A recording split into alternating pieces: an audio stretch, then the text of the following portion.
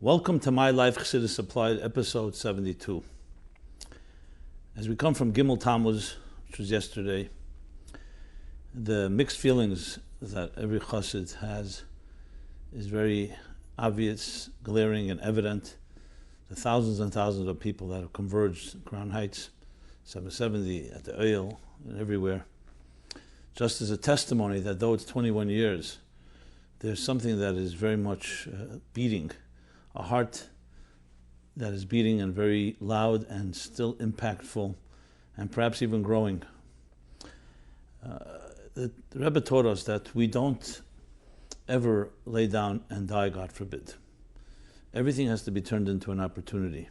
So though we may never understand Gimmel Tammuz and may go down with all those mysteries in history, including the Holocaust, including all the different unspeakable experiences, as something that we may never understand. Or as the Rebbe writes in his famous letter that from his young age he was he'd been thinking about what the world of Mashiach would be like in a time when it will be Eitcha Hashem Kanaftabi, and we'll understand what all the pain and loss, what reward we got for it.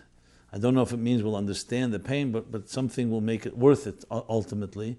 But regardless, whether we understand it or we don't understand it, but just like Chassidus speaks about the tzimtzum harishon, and it's not a theoretical concept. There's a tzimtzum in our lives all the time. It could be a personal one, it can be a collective one, it can be a one that impacts us in a traumatic way, it could be ones that are more silent. But the tzimtzum harishon, ultimately, Chassidus analyzes, is never an end in itself. It may be a void and a vacuum, but number one, nothing completely goes away. Tzimtzum is not kipshute, as Chassidus explains, the Alter Rebbe in Perek Zayin of Shayich V'Amuna. It means it's not literal, it's only a concealment from the perspective of the recipient, from our side of it. It doesn't have any impact on the other side of it. As the Rebbe explains in the famous letter to Rabbi Binyamin in Tofrei Sadik Tes, where he explains that there are 4 different opinions, and according to Chassidus Chabad, the tzimtzum not only is it not literal, but it's also not on higher levels, it's on the lowest level of the Eir. That's number one. Number two, we know there's a shimu, there's a residue, an impression that remains even after the tzimtzum.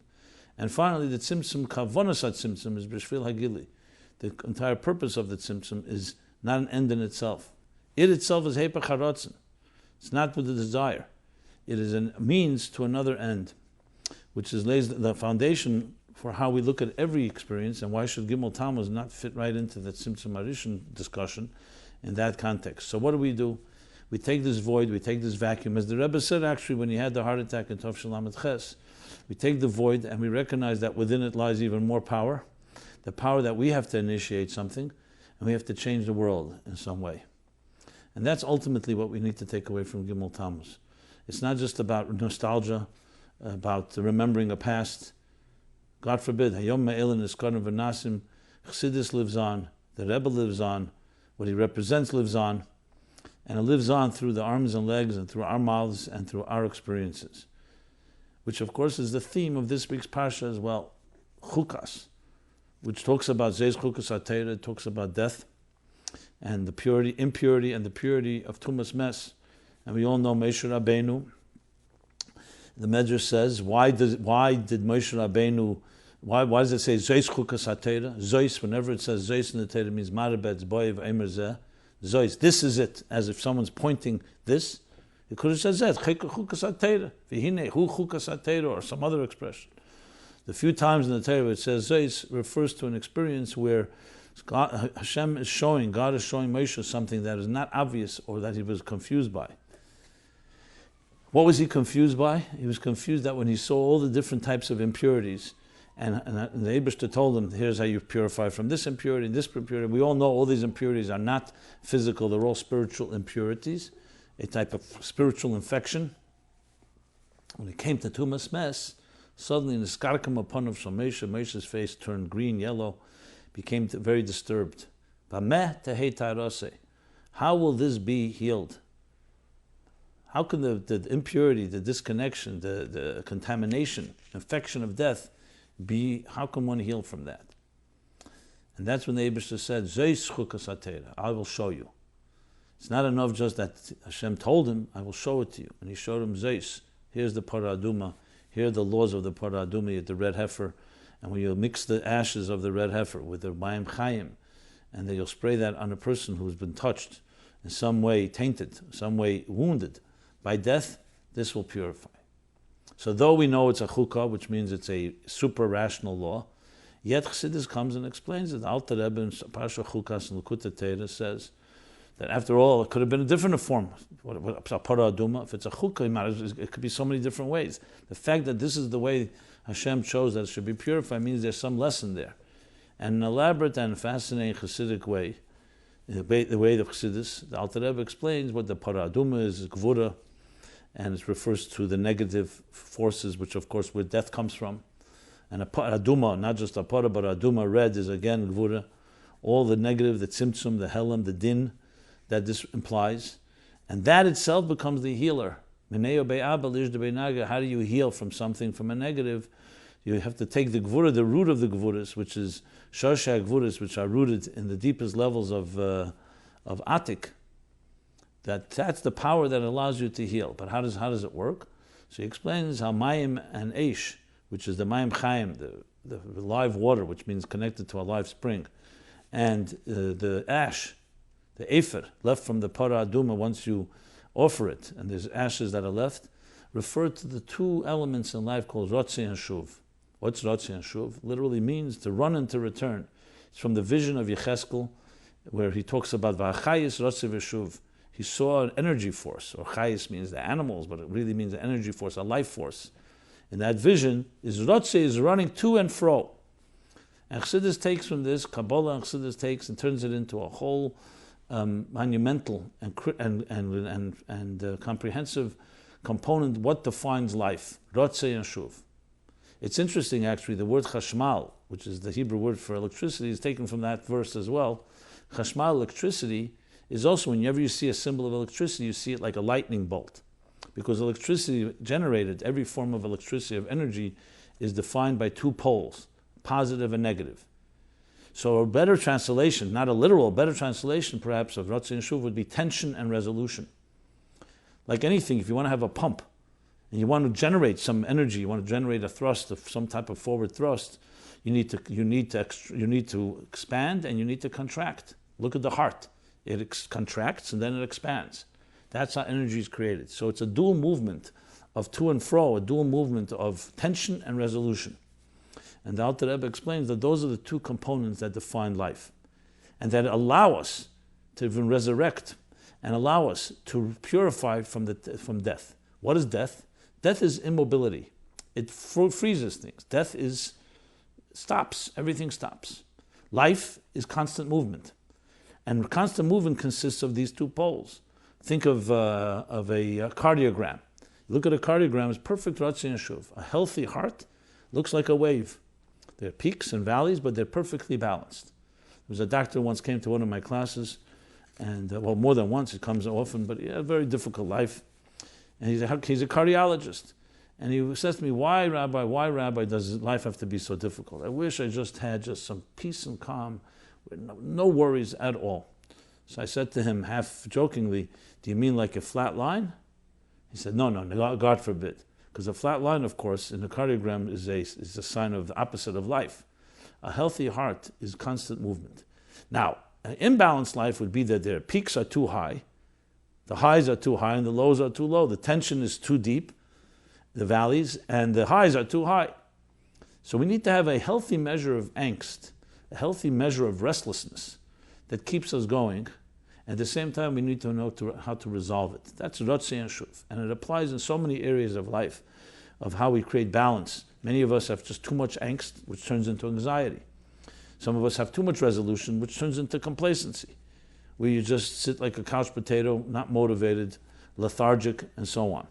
So the secret to life, and the opposite of death, is connecting to a Rotzi v'Shuv movement. And when you see driven people, look at the Rebbe himself, a constant Rotzi and Shuv. What is a Rotzi and Shuv? Constant yearning, constant demand for more and more. It's not enough what we've done, but not in a way that's completely beyond, in a way that you also, it settles, okay, we do this project, then we start another one. A constant movement of balance, of tension and resolution, Eidus and Kalim. Not Eidus outside of Kalim, but Eidus and Kalim, or sometimes as the Rebbe expresses himself, Eris of Teyu and Kalim of Tikkun. Eris of Teyu are very intense energies that on their own could be a rotze that could just leave the containers. You need them and actually shatter them. You need them to be contained and to be integrated and internalized, which is the essence of life, which is taking a great inspiration and learning how to internalize it and making part of yourself. So we all go through this dance, so to speak. So when we're faced with a Chukas situation, where Gimmel Tammuz, which happened Motzei Shabbos Pasha Keirach, which was Keirach, which challenged the concept of a Rebbe, and it's Yom Aleph Pasha Chukas, very similar to what the Tzemach Tzedek writes about the Alter Rebbe's Histalkus, which was Motzei Shabbos Pasha Shmeis, and Yom Aleph Pasha Ve'era, and the Rebbe explains in Sichos why the need to say both. The same thing you can say here, Motzei Shabbos Keirach, which is the end of the Keirach, the Motzei of Keirach's challenge of a Rebbe, which is essentially what Gimmel Tammuz can be potentially a challenge. And at the same time, it is the beginning of Parsha Chukas, and Chukas teaches us the secret how to defy death. You see, a Rebbe does not die. A Rebbe does anything nitzchi does not die. What dies is what in our perception, or what we see in the mortal world, the physical world. And how do you reconnect is by having that type of motivation, the rotze, the yearning for, connecting to this life source, and constantly feeling that motivation to go, to climb higher and higher. At the same time, not just to escape, but to bring it back to reality, making a dira b'tachtenim, each of us in our own corner of the world. So the lesson is very clear as we come from Gimmel Tammuz, that we have to recommit more than ever before. We are responsible. Adults look at a situation and they find ways of saying, not what happened, what can we do, let's cry. What are we going to do about it? How do we pick up the pieces? How do we move forward? How do we be a living example to our children, to our grandchildren, to those around us? That is the best way to honor the Rebbe, to do exactly as he would have done. And that is never ever to moan and groan and sigh, but to channel any grief, any sadness into a forward motion, forward movement, proactive. There's plenty of work to be done. There's a world that is desperately in need of Chassidus, desperately in need for the insights of Torah and Chassidus, of the Rabbeim and the Rebbe, in how to live a life, a healthier life, a more meaningful life, a more positive life, and a life that's focused more on bringing light into your life than focused on fighting demons and darkness and all those challenges. And it's a great blessing for all of us, especially those that saw the Rebbe and those that are familiar with the Rebbe and his teachings, to be able to be the mouthpieces, to be able to be the arms and legs, such as chus, to be able to maintain and perpetuate the eternity of the Rebbe and his message to people, anyone we come in contact with. That's a short opening, as we've been doing, connecting Parsha Chukas to our time, and of course leading us into the other topics that we will address here. So, I want to begin, firstly, a very nice comment that came in. Always good to read some comments. I'm a shlucha in a remote place, and most of my time is taken up doing for others, my family and my community. In my evenings, when I need to recharge, I often watch episodes of MyLife Chassidus Applied. There's always something practical to take away, and these classes truly serve as an inspiration.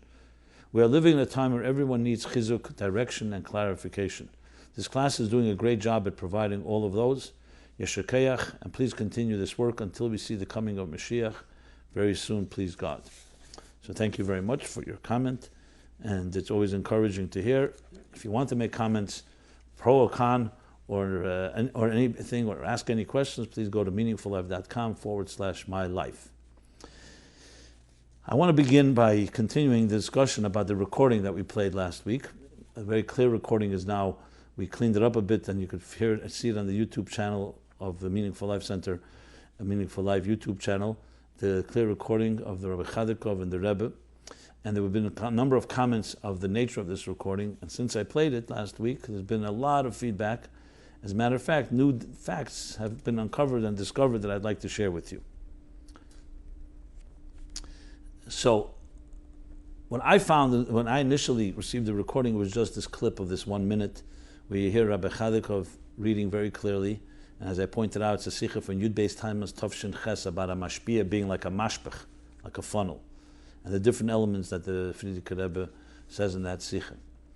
Then, around a minute into the recording, you hear the Rebbe for a second speak something. You may hear also a third voice, which I'm not sure who that is. But then you could hear a break in the tape, from the recording, and it seems like then the recording continues with Rabbi Chadikov continuing to read, but there is a lapse of like 3-4 words that are missing from this that he did not read, which clearly is in that transition. Just to be, when you analyze the recording, then Rabbi Chadikov reads another two lines and speaks about the different, that there's two things in this mashpia being like a mashpach, a funnel, and that's when you hear the Rebbe seemingly interject and start saying that the teretz da knir weistes mit zusammengemischt drei Sachen. And then the Rebbe continues about something in Medrashim and Yerushalmi, and then concludes, nu es alt Mashiach's Zeiten, meaning just the confusion of it all, that everything is possible. My understanding when listening to it was that this is a proofreading, because why else? What is the interaction here? The proofreading of reading that Sikh in Tov Shin Ches, which was common. Those that have done this know the way to do it is one reads it, the other one listens. Here it seems Rabbi Chadikov is reading and the Rebbe is commenting. But when you listen closer, some people said what the Rebbe's comments don't seem to fit what Rabbi Chadikov is reading from the Sikh. When you look in the Sikh, it does seem like he says there's two things in this mashpech and mashpia, then he says there's three things and there's more things. It could be the Rebbe was referring to that, but it is quite possible that the Rebbe was speaking independently. Rabbi Chadikov was in the same room with the Rebbe Chadikov was reading the Sikh, and the Rebbe was doing something else. So now it was shown to me, I listened to, that this piece that we all heard is a piece of a longer recording that goes another 40 minutes approximately, unrelated, with the Frierdiker Rebbe speaking a Sikh. Now, I'm trying to make out what that Sikh is. I don't yet know. So that will shed light. Is it connected? Because it could have been in those good old days, as some people do today. Sometimes you put on one reel-to-reel recording, different pieces. But it could be also, as some suggest, that perhaps Rabbi Chadikov was testing the recorder to see if it will work for recording the Frierdiker Rebbe's Farbrengen. It could or could not be. So more information came my way about an individual, without mentioning names, who actually came to the Rebbe in Tov Shin Tes and said to the Rebbe, Lag Ba'omer Tov Shin Tes. He writes that it's about Lag Ba'omer Tov Shin Tes. Meanwhile, I do not find a sikha connected to Lag Ba'omer Tov Shin Tes. So maybe he meant a different sikha, or maybe there is something from that, but it's only a recording, and we don't actually have a published work. Not sure. If anyone has more information on that, it would be great to hear. Lag Ba'omer Tov Shin Tes, he says, he came to the Rebbe before that Farbrengen, and said to the Rebbe as the Ramash, they'd like to record the Frierdiker Rebbe's Sikha. The Rebbe says to him, don't ask questions and just do it. So then he asked the Rebbe to make it clear, can he put a microphone that will do the recording near the Frierdiker Rebbe? The Rebbe said there's already a microphone that's broadcasting for the people that can't fit into the room, that are listening to the Farbrengen downstairs, which means upstairs in our shul. There's the shul on the Rebbe's floor, on the floor of the Rebbe's room. Frierdiker Rebbe Farbrengen on the second floor. So he said, can he replace that mic? This is a mic that will have a recording that everyone could hear forever. The Rebbe said the Chassidim find it precious to hear the Rebbe live, not just a recording. And to put two mics, it didn't seem that the Rebbe wanted to do. The Rebbe told him, why don't you go downstairs, since it's going to be broadcast on the speakers, record it from that. Anyway, that's what he did. He recorded from that, the Farbrengen, and in order to show the Rebbe, he recorded from that. I'm sorry, fine. Then after the recording, he came to the Rebbe, and the Rebbe, the Ramash again, to let him listen to the recording. But before he did the recording, he wanted to show the Rebbe how the recording works. So he says, in this note that he writes about his experience, that he said to the Rebbe, let's test it. And he said he tested it in the Rebbe's room, while the Rebbe was in the middle of a conversation with the Kapishnitzer Rebbe about Yom Tov Shel Rosh Hashanah Shel Chol Yis B'Shabbos. So he tested a few minutes of the Rebbe, or a short time the Rebbe speaking. So one could argue that maybe that's what's going on here, that he came in with a recorder. Rabbi Chadikov tested it by speaking in it. And the Rebbe was meanwhile speaking to somebody else about another topic. It doesn't seem so likely because he doesn't make any reference to Rabbi Chadikov. And why would Rabbi Chadikov suddenly be reading a sikha from Tov Shin Ches? I mean, even though you could say it's a way of testing, instead of saying testing 1, 2, 3, he actually read a sikha to make sure every moment is used properly. But regardless, I just wanted to say that the recording that we heard is a piece of a longer 40-minute recording of the Frierdiker Rebbe. And that's just some more information on this somewhat mystery. Maybe more light can be shed. There'll be more information if we can find out what sikha the Rebbe, Friedrich Rebbe spoke. Is it connected to that period in time? Is it not connected? I just felt in the name of the man, in order for have clarity, Yisbaru v'Yislabna Advarim, to share these details. It still could very likely be it was a proofreading, or possible that there was disconnected conversation. The Rebbe Chalikov saying one thing and the Rebbe speaking to someone else. And if anybody would like to weigh in, of course, please do so. You can do so at meaningfullife.com/mylife into your comments. Okay. We'll talk about some new subjects as well as continuing some subjects from previous episodes. So let's begin with something new, and then I'll go back to the discussion of discrimination.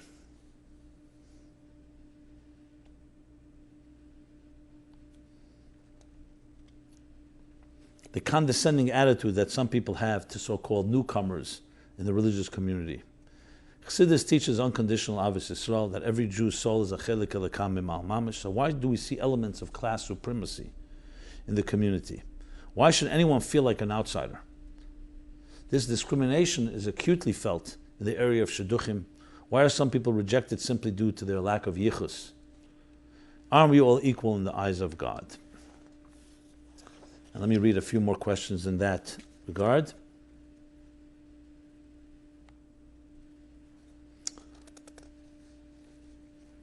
Another question in that context. Hi, Rabbi Jacobson. I'm a 22-year-old bocher. Finished my smicha. I come from a home of Bali Tshuva, though I myself am what is commonly known as an FFB. That's room from birth, in case you're wondering. I've had a good chinuch, went to good yeshivas, and overall I'm happy with what I received and gained as a student of Temchet Tmimim. However, there's an area in my life which has and does give me a lot of angst and pain related to my journey through life as a Lubavitcher bocher. I'm the oldest member of my family. Most of my extended family isn't religious. And from the age of 14, when I first went off away from home to yeshiva, I've been on my own. Baruch Hashem, my parents have always been extremely supportive, and I haven't been lacking in what they've been able to provide for me. Yet there are some things which they can't give me simply due to who they are and where they come from. I have always been more of a focused person. I try hard in my learning, and I'm pretty idealistic in terms of my growth and commitment towards working on myself and development my Yiddishkeit and Chassidishkeit. These are things which come from within, and accordingly are my domain, no one else's to interfere with. My area of pain comes from the reality that I'm not from amongst the family, i.e. older or established Lubavitch families. I'm not ashamed of where I come from. That's not what this is about. Rather, it has to do with my position here. For example, whenever I come to Crown Heights, I'm essentially homeless. In yeshiva during Farbrengens, or at Shabbos meals at a variety of different people's homes, the discussion, especially when I was younger, usually veered toward talking about fellows, bochrim, esteemed family members, or just playing Jewish Chabad geography, of which on an emotional level became hard for me to handle, because I was and still am, and I can say that about myself, a good bocher. Yet what defined me in others' judgmental eyes wasn't centered around Torah or just me. It was instead externalities, which I had no hope of competing with. And looking back, it hurt a lot. Now I'm a bit older, but I'm still not over the effects of those instances of neglect by default. I understand that what counts is what I am and my positive traits and abilities, but I can't help be shaken by the fact that I am not by birth in the same boat as many of my friends. In that they have flexibility when they come into Crown Heights and have so many relatives across the globe who they can go to and do shlichus for, even just go and visit without being uncomfortable. Looking forward, I assume the more I develop as an independent adult, and in Mitzvah Hashem, when I'm married, these feelings will have dissipated somewhat, but it really bothers me that despite being a good and sincere bocher, raised in a good home, I don't feel at home in my Lubavitch, the place where I indeed feel very strongly for and venerate. What advice can you give me for this predicament, which by and large has been outside of my control, despite trying so hard for so long to be accepted? Okay. Well, in a few weeks we're going to be reading Parsha Pinchas, where it makes it very clear that though some did not feel he had yichus, like let's say Korach had good yichus, yet the Eibishter, he was the one that was Meiser Nefesh, and becomes the one that sanctifies God's name, and is given the Brisi Kayan, the blessing of the covenant of the priesthood, and so on. Throughout history, you see, even in times of Pinchas, and even Moshe Rabbeinu, people suffered from so-called yichus abuse, where others mocked or dismissed or in a more silent way did not allow them to become part of the inner club, so to speak. Obviously, clearly, this is not a new phenomenon, but at the same time, not one that we ignore, and we have to address it very directly. Human beings are human beings, and as such, human beings, till Mashiach comes, will always have certain elements of discrimination, stereotyping, being comfortable with their own, and rejecting others that are not like them. The whole point of Chassidus came to eliminate that element. But let's not kid ourselves and think that it was fully successful. The standard of Chassidus, especially when you read Perek Lamed Beis of Tanya, Mi Yudei Gdulosan u'Malosan, a monumental classic Perek, how the Alter Rebbe extols the virtue of every Jew, and the reason for Avos Yisrael to everyone, because Mi Yudei Gdulosan u'Malosan, who knows which is the greatest neshama sitting right now in your space? And this is something that we saw again and again, how the Rebbe treated people equally. As a matter of fact, Jews that did not look externally the part probably got more smile and more close kiruvim than those that did look the part. And anyone knows, al tabet al marei, we know nothing about a person from the externals. Now I know all these are words, and the questions being asked here is not about words but actions. But the fact of the matter is, Chassidus Applied, let's talk Chassidus here. This is not the standard of Chassidus. It's embarrassing and disturbing, and actually a desecration, frankly. Anyone who behaves in this fashion, that looks at another person based on background and so on. You know, the Rebbe, when Shazar came to the Rebbe the last time in Tavshel Lamed Gimmel, he kept saying how the Russian Jews are coming out of Russia. He said, Amaratzim. He said, Mamish Azah Amaratzis. He didn't see such Amaratzis, which is ignorance. And the Rebbe says, there's an Anoshim Pshutim. And time and again, the Rebbe emphasizes, Anoshim Pshutim. Because the Pshit is there, and then Pshit is Ha'atzmus, as the Baal Shem Tov teaches. It's a very different expression, Pshutim and Amaratzis. When the famous philanthropist George Rohr went by the Rebbe and told him that he leads a beginner's minyan, and the Rebbe said, what? And he said again, a beginner's minyan. He said, beginners? No Jew is a beginner. Every Jew begins with being a ben Avram, Yitzchak, V'Yaakov, and a bas Sarah, Rivka, Rachel, V'Leah.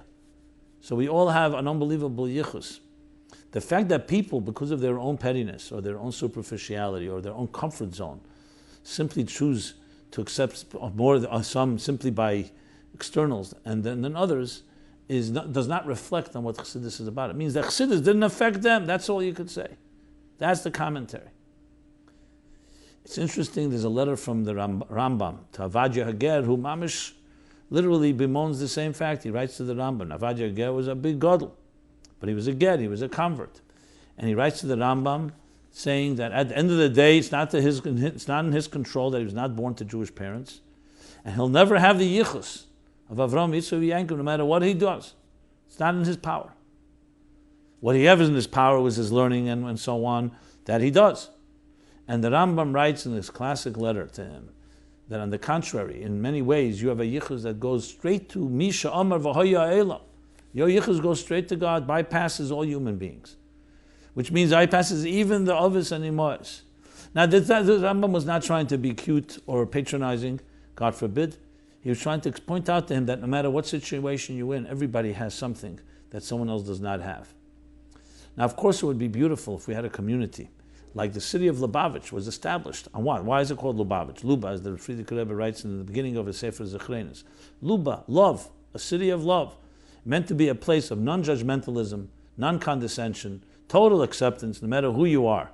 This doesn't mean we don't have standards that we expect of each other. Even if someone behaves in a wrong way, whether they're FFB or a BT or whatever the titles you like, I frankly hate these acronyms, but people use them, fine.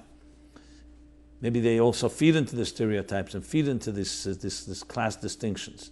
Even if you do see somebody behaving in a way that's not appropriate, and it makes no difference, frankly, where he comes from, the attitude is always trying to find the best, but that doesn't mean you accept negative behavior. But we're not talking about negative behavior here. We're talking about someone who just simply because of the bizarre shgacha pratis was born into a family that only God chose which family that person should be born to. Why were you born into a Chabad family and this one was born in a non-Chabad family? God could have sent your soul there So you think you're special because God happened to send your soul here? What did you do to earn that? These are the mysteries of God's ways. And the people with the greatest challenges are often the ones with the greatest souls. Now, obviously, you need soulful people, as the Rambam, as the Alter Rebbe says there in Perek Lamed Beis, until we don't know the master, the art of Agboros Atzura Lachemer, or as he puts it there, to make the nefesh ikar and the gufei tafel, that the soul is primary and the body is secondary, we will never really have true Avos Yisrael. Not to each other, not to even people of the same ilk, and not people from different backgrounds. But that's the whole what Chassidus came to do, is do battle with the conventional stereotyping and the class structures and the supremacies and so on and so forth. Unfortunately, people are weak and insecure people, and often the way they feel good about themselves is by saying, I'm special because I was born here, born there. Chassidus does not measure where you're born, it's measured on what you do with your life. It makes no difference. Obviously, having a good yichus, and if you have good education and good genes, it's always a benefit, it could help. But to make that, to worship that, and everything else seems secondary is absolutely unacceptable. Whether this will console the people who've written these letters, I cannot tell you. But I will tell you that if you see anyone behaving that way, you know it's not about Chassidus. Why you have to bear the brunt of it and suffer, that we'll never understand, just like we don't know why certain people have different positives and have different handicaps. I'm not suggesting this is a handicap. I'm suggesting everyone has their challenges. But you have to find the people that are Chassidish Eden, that look at someone simply because who they are, they're a child of God's in this world. And on the contrary, someone that comes from a background, for whatever reason, was more difficult. On the contrary, we know how many times it says in the Torah that Avos Hager, and that because you were once a Ger in Eretz Mitzrayim, it means we all are Tzugi Kumene, as the Rebbe once told somebody by dollars as well. Everyone's a Tzugi Kumene. By the time of the Baal Shem Tov, no one was a born Chassid. Chassidus didn't exist yet. So everyone's at Tzugi Kumene, including the Alter Rebbe. The Alter Rebbe was not born in Chassidus Shahom. I mean, he had his father, went to the Baal Shem Tov and so on. But he had to choose this approach, as did everyone. So remember, that is the bottom line, and you have to find people that support that. As far as shidduchim goes, it obviously affects that as well. But I will say the following: after everything I've said, with all that being said, it's important to note, yes, there are some people who will make a difference, because when you know a family, you know their parents and grandparents, and you know what kind of home they grew up in and what kind of environment. Some people will prefer that, and that can be understood. It's not meant to be. If it's not done in a condescending way or judgmental way, some people, just like people, have different preferences. But to base everything purely on that is ridiculous, because, as I said, a neshama is a chelik elikam mal mamish, and so on. But I'm just not trying to justify, just trying to qualify and be honest that there may be, just like you have certain people that they don't know the family of the chosn or the kala, or for other reasons they don't want to associate for some reason or other. I'm not suggesting that it's always correct, but I could see some merit in certain situations. However, overall, as I just elaborated, it's absolutely unacceptable for that particular reason. Yes. Okay, let's go to the next question. Next question is midlife crisis. Dear Rabbi Jacobson, thank you for all of your very important work. What does Chassidus say about how to deal with middle-age crisis? For example, what do we do when kids grow up, leave home, to go on shlichus, and life becomes very lonely with little motivation and excitement? Okay. I can't tell you that Chassidus has something that I saw in a mimer or a sikha that speaks directly to that, but the way I would phrase it would be like this. How do we apply Chassidus to dealing with the midlife crisis? So, in general, Chassidus teaches us, Torah in general, Chassidus in particular, that we are here on a mission in this world. When God chooses a soul and says, I will send the soul down to a body, being born to a particular family, with a particular mission to fulfill. This mission becomes the driving engine of everything we do, every moment of life we're given, from the moment we're alive till Me'ev Esrim Shana and many years after that. That's what drives. From that perspective, why should there be a crisis in any stage of life? No crisis. There's different stages. There's a stage when you're a young boy or girl in school. That's the stage when you're building up your arsenal, your resources, hopefully being nurtured and educated properly by parents and school alike, to become a soldier and to embrace your calling and mission and discover what it is and live your life following it. When you're a teenager is another stage. When you are a young adult and then finally come to the age of marriage, there's another stage. You start building a family with your partner, a sacred home, a home that starts embodying the values that you grew up with, the values that you feel attached to, passionate about. And you bring up children. That's another stage. And it has its challenges. Tzagidul bonim. Bringing children into this world is not an easy thing. And then comes another stage where your children grow up. Of course, there are many stages in between. I'm just being general here.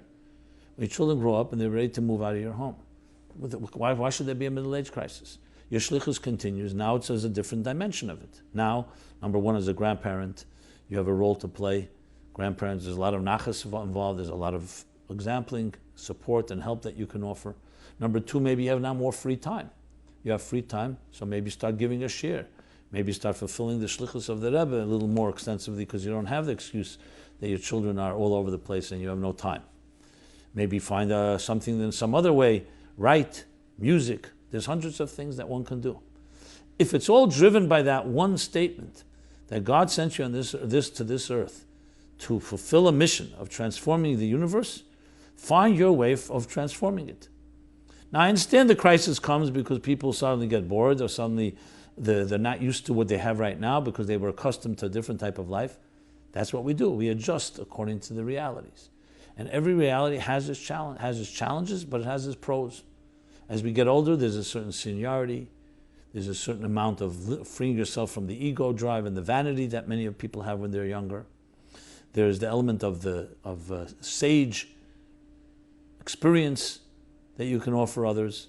When the Rebbe came out with Teferes Kenim Levi Yitzchak, Chofav Tovshim MyLife, where he spoke very aggressively about the idea that, God forbid, retirement, because here there's a whole brain trust of elder people who have so much experience, and they're being dismissed simply because they're older. They have so much to give. And the Rebbe then encouraged building the koilim and developing the people's minds and studying and challenge and so on. So I understand that one may have a middle-age crisis. Some people I know that are teenagers, they already say they're having a midlife crisis. The point is that every situation is an opportunity for us to overcome and look at how that can be a catalyst, an opportunity to do something greater than we've ever done before. So talk to your mashpia, talk to your mentor, talk to someone that can help you work this through, discover your talents. Everybody has something to give, and to make a unique contribution that's an indispensable contribution to the world and fulfilling the shlichus that we were charged with by the Rebbe and by the Rabbeim and ultimately by the Eibishter and Hashem himself. Okay. With that said, let us move on to a continuation of some more topics. So there's been a lot of follow-up to the yeshiva discussion I had a number of weeks ago. Last week we didn't have time to address it in episode 71, but in episode 70, episode 69, I believe even 68, if I recall correctly, when we began the discussion, there's a lot of feedback, and I just want to go through some of that feedback. And there's also been feedback on the Lashon hara topic, and I want to address that as well. And hopefully, you can't say tie it all up, but at least address enough to cover it more extensively and more thoroughly. So let's begin with the yeshiva. One writer writes, Dear Rabbi Jacobson, thank you for your great job on this and other topics. It seems to me one major point is missing from yeshiva education system discussion. I think your general approach of parents working together and sharing responsibilities with yeshiva, etc., is correct. Theoretically. On the practical level, it may and should work in the community like Ryan Heights, where bochum of yeshivas, mesifta and gedela, leave at home, and parents are right close by yeshiva. But in most other places of the world, majority of bochum starting from bar mitzvah age, attending and living in yeshivas, far away from home and from parents, does not create this scenario. In the best case scenario, they visit home once a month for Shabbos and often much less than that. That means that from age 13, their future personal development is practically under influence of yeshiva and environment there.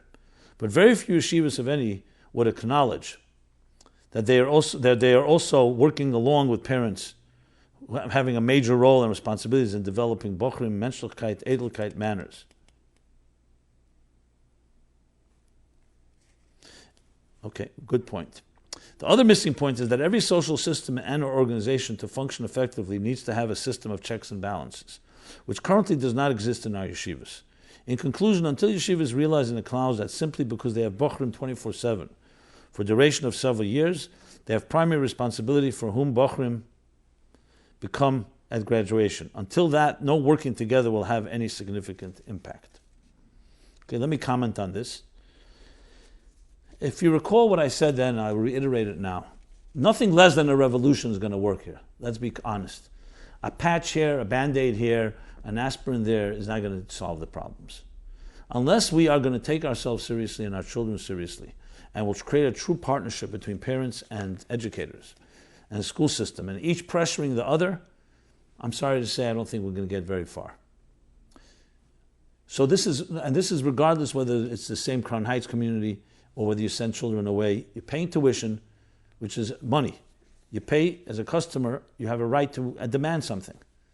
So whether the school is right here or the school is 100 miles away or 1,000 miles away, yes, it may be a little more difficult, but it doesn't mean you can't pick yourself up and find ways, especially with other parents, and to create this type of joint effort to bring the Chassidishkeit and Yiddishkeit and Chassidus and Torah that Rebbeim wanted in the establishing of the yeshiva system, and for boys and girls. So we could talk and start nitpicking about this detail, that detail. Until there's that attitude, I don't see how we're going to get anywhere. It's very clear, especially from Kuntres Eitz HaChaim and the Rebbe Rashab established the yeshiva, and it's very clear from anyone who understands how a school should be run. I'm talking about the best of worlds, is that there's, number one is a mashmas, there's an authority, there's discipline. Children, just like going to the army, there are rules to the game. We live in a world today where nobody wants to follow rules. Nobody wants to have that Kabbalah sale. And with the excuse, which may be even legitimate, that who am I having Kabbalah sale to? Look at my teachers, they're corrupt, they're hypocrites, and so on and so forth. That's why you need to have a joint effort here, or it won't work.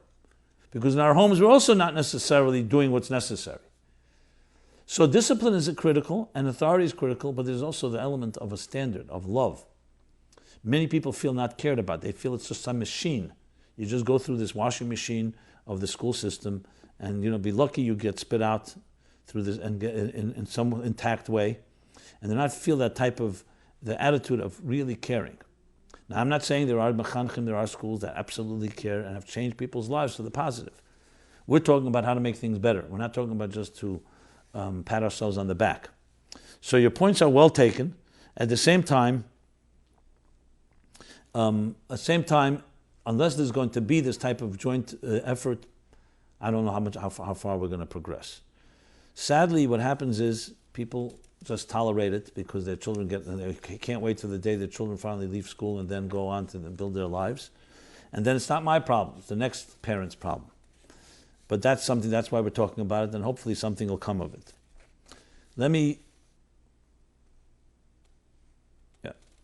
And again, I will say the responsibility lies on both parties, both the parents and the schools, and no one is absolved. Everybody is accountable. But done in the proper way, without over too much criticism, I think we can get somewhere. And until we don't make enough noise, it won't happen. Another writer writes, Dear Simon, Shalom Avrocha, many interesting points, just some feedback and thoughts. About the writing about a Torah-filled secular curriculum such as math and Eruvin, etc., which was discussed in episode 70. The writers seemed more like they wanted a full secular education, but as filled with Torah as much as possible, whereas your comments thereof seem more to say, let's have a more robust, healthy Chassidim producing all Kodesh curriculum. Quite different. I don't see the periodic table or intense algebraic equations, according to your version, but the writer would seem to like it. Either way, for schools already teaching secular curriculum, any move in this direction could only be positive. However, in a Kodesh-only program, such as a whole Torah or Menachem, I would keep it more minimal. I am also sure the Rebbe's opinion is known regarding teaching arithmetic, etc. On the topic you addressed on teaching writing, I feel it extremely necessary and not erst at the age of kanim or even ha'aris, meaning people who are more I'd say young adults, but even and more importantly at the elementary school age, where children can develop their abilities to express what they want to say. This can be implemented derech hagav, for example, by having essay questions on Gemara tests, or requesting Talmidim to answer in full sentences. This type of thing, even if done in Yiddish or Lashon HaKodesh, would teach how to put together and articulate one's thoughts. About being passionate about Chassidus Yiddishkeit. First necessary thing is to make it a priority and give it time of day.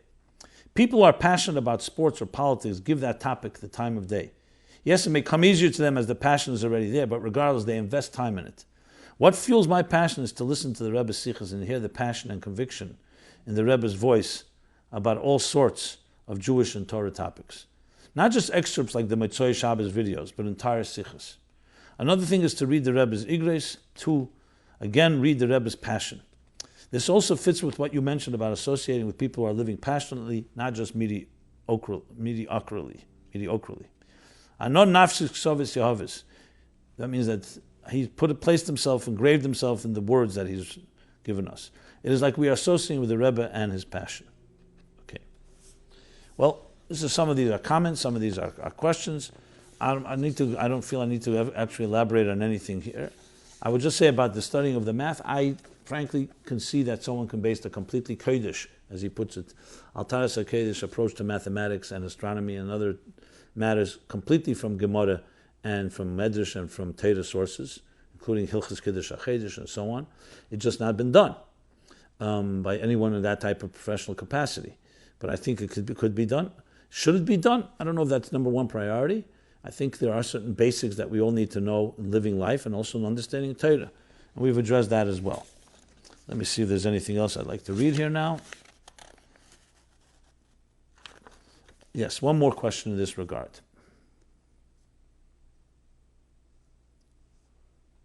I have just finished listening to episode 69 and would like to just point something out. You and those who wrote to you, keep on using the expression of leaving the yeshiva system and the aftermath of them frying out. I think it should be discussed that not liking yeshiva has nothing to do with religion. It's actually a very strange thing. A bacher can be in a yeshiva, get upset at the hara, and then the next year he's without a yarmulke. To me, it makes no sense, and I think it needs to be discussed more at length. It must have something to do with anger. The bacher refocuses his anger from the hara towards God. I think it needs to be pointed out that a bacher may think he's in yeshiva, and if he doesn't learn, it's a problem. But at the end of the day, if he's frum and an am oretz, that's much better than fry and an am oretz. Most of our great-great-grandfathers, way back in the Shtetlach, were deeply religious and pious people, but they knew nothing. Maybe only how to say Tehillim. That devotion was what got them through all of their struggles. Maybe this goes back to what the Rebbe means with the kosis of Ata Tetzava. Maybe this is a rant that is incoherent, but I really do think there's a deep issue here. Please share this on your Chassidus Applied class, anonymously, of course, which I have just done. Well, my comment on this is, look, there are many factors that cause somebody to either want to, God forbid, leave a yeshiva system or even leave, so-called, on external level, the Yiddishkeit and so on. There are factors that can be based on home, it can be based on anger, and it can be based also on what the Anhola and others have done. We have Torah and Chassidus, thank God. They've given us all the tools we need to inspire, to nurture, to develop the self-confidence of our boys and girls, of our children, from the youngest of age, to teach them that they are needed in this world, that Hashem sent them here, they're valuable, they're invaluable, and we will do everything possible to help them fulfill their shlichus in their lives. That's what we're taught to do. And all the sideshows and distractions that don't let that happen can be a result of the adults, the parents.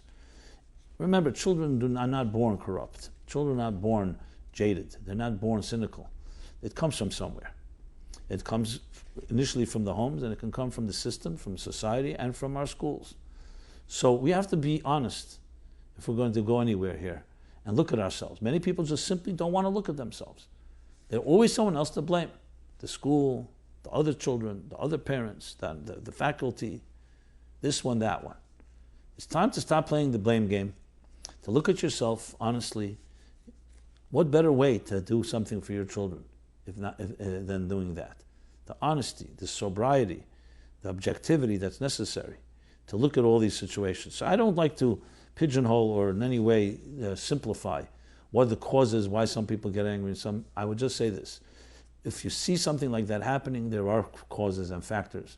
and we have to address them at the root. And the best is to be preemptive and not wait till it happens and then start tearing our hair from our head and say, what should I do now? What could have been done? And so on.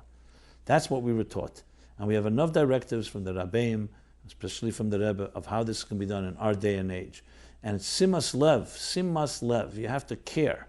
You have to care enough to know it's more important than other things you may think are important in your life, whether it's making money, security, whatever it is that you're consumed with. Every day, as the Rebbe Rashab says, brought hayem yem, just like mitzvah sanachas tefillin, laying tefillin is a mitzvah every day, is a mitzvah to think about the chinuch of your children for a certain period of time. Why would he make such a statement? It's a very strong statement. Because we live in a world where it's very easy not to do so. And there's no excuse. That's what it comes down to. Obviously, things happen that we can't control, and it's not in our hands, everything, but it has to begin with that type of personal accountability and responsibility. Okay, let's go over to Lashon hara, and then we have to deal with the essays. So, Lashon hara, loose tongue. So I spoke about it at length in the last episode, but there are a few questions that I did not cover, and I will cover right now, as best to my ability. Dear Rabbi Jacobson, I enjoyed watching episode 65 and your insightful points on divorce. Well, that goes back a while. Can you please follow up with a discussion about the devastating power of Lashon hara? Too many times people delve into the stories around divorce and other issues, and quite frankly, most often this talk is nothing more than gossip and fabrications. Good gesagt. Totally agree, and that's why I addressed it. The writer continues, Lashon hara is devastating for the lives of the people it is spoken about. In divorces particularly, people choose to place labels on both parties, thereby preventing them from progressing in their lives and causing irreparable damage to the children of divorce as well. I have a real big issue for you, Rabbi. Why is the Sefer Shmiras HaLashon not used in Chabad schools and as an authority against Lashon hara speaking? The Rebbe quotes the Mishnah Brura countless times in Likutei Sichos footnotes, and yet Shmiras HaLashon by the Chafetz Chaim is not part of the Chabad school curriculum. How will we teach our children about the importance and the many details surrounding this topic, which otherwise cannot fully be addressed in other Sfarim? Can someone in Crown Heights institute and promote a campaign of serious learning by both men and women about the laws of Shmiras HaLashon in practical day-to-day terms? It would be very appropriate to address this issue and perhaps introduce the learning of these important halachas in Chabad schools and yeshivas. What do you think? Well, what I think is that we have Rebbeim that told us what we should and shouldn't teach, and that's what we base it on, not based on our own common sense and logic. Lashon hara is a terrible sin, as I discussed last week, but there's different approaches how to address it. No one's taking away from the power of Shmiras HaLashon, Chafetz Chaim's works, and if it helps people to prevent them from speaking, by all means. But at the end of the day, sur mirah, how not to speak badly, is something we must teach our children from youngest of age. But more importantly is we have to teach them what to speak about. Because not to speak at all is mostly unlikely, not to think at all. The first thing is to teach people how to speak lovingly, how to speak warmly, how to be compassionate and sensitive. Don't you think that if children learn that from the youngest age, automatically they'll probably speak less Lashon hara? Obviously included in that positive message should also be not to speak in anything negative. If parents don't speak negatively in their homes and their children see that there's no negativity, only speak positive, that's the first influence we will have on our children. I don't know if we, as a Chabad movement, can institute what should be learned, what shouldn't. As I said, the Rabbeim gave us those aspects. No one at all, God forbid, is saying that the Sefer Chafetz Chaim is not an important Sefer to read, and just making it an institutional thing. It may not be the Derech Chassidus to focus so much on the negative, just like we don't learn Divrei Musar the same way of how bad this happens to you and how bad that happens. But regardless, in the positive always comes by teaching positive. You're also teaching to avoid the negative. And that's my response to that, as I elaborated on last episode, which you can listen to for more details. Question 2. Dear Rabbi Jacobson, firstly, I have no words to thank you for all your inspiring lectures. You answer questions with such clarity. It's a true gift from me and a lot of Klal Yisrael. Thanks again. The reason why I'm writing is because I have a big problem that's called a loose tongue. It just sounds... Since I'm a little child, I've always used to hurt friends, siblings, teachers. I knew the reason why I hurt others is because I have a lot of pain and jealousy from inside. I constantly tried working on this bad habit, which Baruch Hashem, I did get a little better. But I still need a lot of tools to overcome this challenge. I want to grow and become a better person, but at the same time, I keep on hurting other people by saying into their face what I feel or think. The problem is I talk before I think, which leads me to other problems as well, like repeating people's private information, which is totally not appropriate. I really, really want to help myself. I'm ready to do anything in order for me to become a better person. If you have any good ideas, I would really appreciate it. Thanks again for your time. Well, which means knowing the problem is half the cure. The mere fact that you can write this and write it to me, and I'm reading it in public, is a sign that you are aware of the problem. Okay, what do? You start making a habit that before fighting your negative thing, which obviously is not working completely, why don't you make a habit every day to make it a mitzvah for you? Make it your responsibility that every day you're going to find 5 things to say positively about people. And especially about people you have an urge or some temptation to say something negative about, just force yourself to say something positive.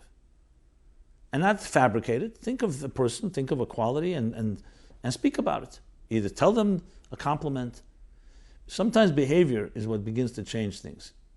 To start changing what makes you talk negatively, I don't know the reasons and the causes, and there may be many. Jealousy, as you said, and other things. But by behaviorally changing your attitude, by beginning to speak positively, and you have to do that. At the end of the day, before Krishna Shlamita, before the night comes, you go to sleep, write down the 5 things that you did. And if you want more than 5, I'm saying 5 because it's manageable. You'll be surprised of the effect that will have in your life when you start speaking positively about things. It'll automatically weaken the negative attitudes. That's my practical suggestion. I believe there's a hara from the Rebbe as well in that regard. I just don't remember it in detail. If anybody does have something in writing or balpeh that they heard from the Rebbe in this regard, I would please appreciate if you sent it to me at meaningfullife.com/mylife. But that's my quick response to that. Let me go now to the essays because time is short. And another 3 series of wonderful essays, which again can be seen if you subscribe to our weekly newsletter. We send out a new essay every week, and as well as post them at MyLife, meaningfullife.com, MyLife/contest, where you can see the essays that have been posted, and we keep posting every week more and more essays. Here are the 3 essays that we're going to do today. The first one is When Inspiration Eludes by Ari Kasowitz, age 22, Beis Menachem, Wilkes-Barre, Pennsylvania. Okay. When Inspiration Eludes. Very interesting essay, very personal, but I found it to be when I was reading it, quite fascinating. How should one approach, Ari writes, the problem of when Judaism appears unexciting? At times we are inspired and excited to be Jews and Chassidim, but at other times, even simple tasks seem impossible. As an artist with artist friends, I hear the word inspiration thrown out around a lot, with a capital I. Inspiration is described as the process of being stimulated to do or feel something. It's a time when creativity flows freely without restraint. And yet, the trouble is, inspiration does not last forever. Whether it's being a singer or composer, or lahavdil, being a chassid who can find enjoyment in learning while inspired, it doesn't last. In most cases, it doesn't last for more than a short time.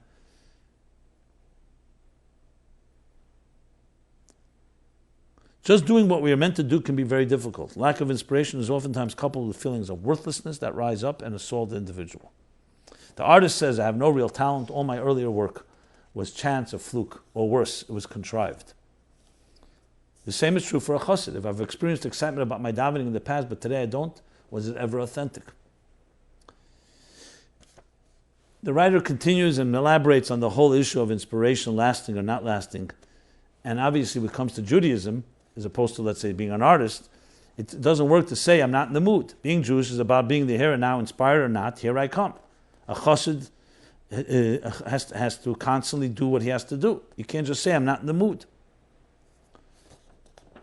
The solution the writer finds is in the maimer of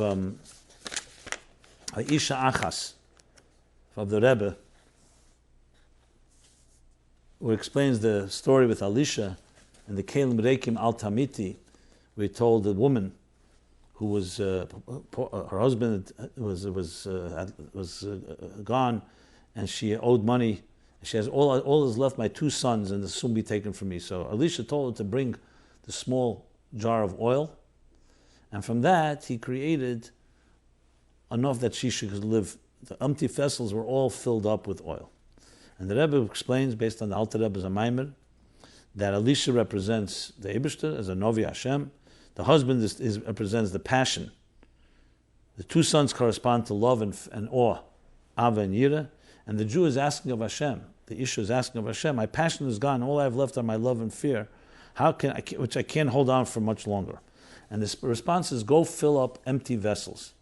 What you have to do is create space for that inspiration because the oil is coming. The oil of passion, inspiration, and enthusiasm.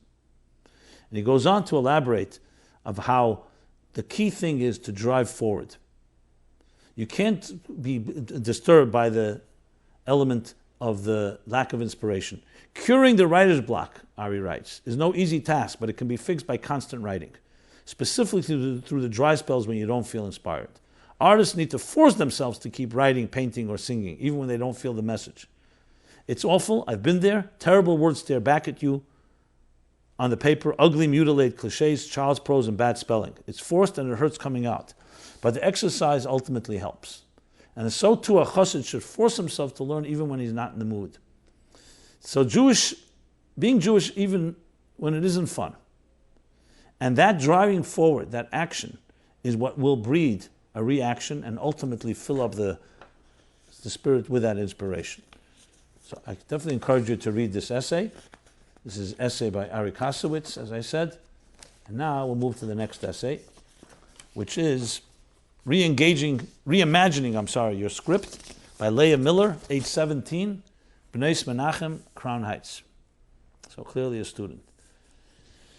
She begins by saying, when a careless driver smashes into your $35,000 car, you become filled with rage.